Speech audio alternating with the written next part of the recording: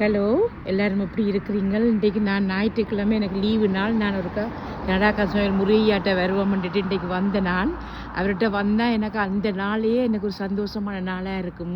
எப்போவுமே நீங்கள் கடவுளை நம்புங்க, நம்பிக்கையோட தெய்வத்தை வழிபட்டீங்கன்னா எல்லாம் நல்லது தருவார்.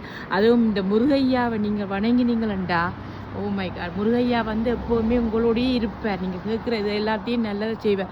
நல்ல மனசோட நீங்கள் கடவுளை கும்பிட்டீங்கண்டா கடவுள் எப்போவுமே எங்களோடையே இருப்பார். கஷ்டங்கள் துன்பங்கள் வந்தாலும் அதுலேயும் தாண்டி இந்த தெய்வத்தை நாங்கள் வழிபட்டு கொண்டிருக்கல எங்களுக்கு நல்ல காலம் பிறக்கும். அதாவது வந்து கஷ்ட துன்பங்கள் பள்ளம் மேடு வரும், வந்தாலும் அந்த பள்ளத்திலேருந்து மேட்டுக்கு ஏற்றி விடுறது முருகையா தான், கடவுள் தான். இப்போ நம்பிக்கையோடு தெய்வத்தை வழிபடுங்கோ, உங்களுக்கு எல்லாம் நல்லது நடக்கும். உங்களுக்கும் இப்படி ஒரு சந்தர்ப்பங்கள் கிடைச்சா கடவுளை வந்து கும்பிடுங்கோ, பிள்ளைகளுக்கு கொண்டு கூட்டி கொண்டு வாங்கோ. ஏண்டா தெய்வம் இல்லாமல் நாங்கள் இல்லை. எப்போவுமே கடவுளை நினைப்போம், நல்லது நடக்கும். ஓகே, வாங்கோ.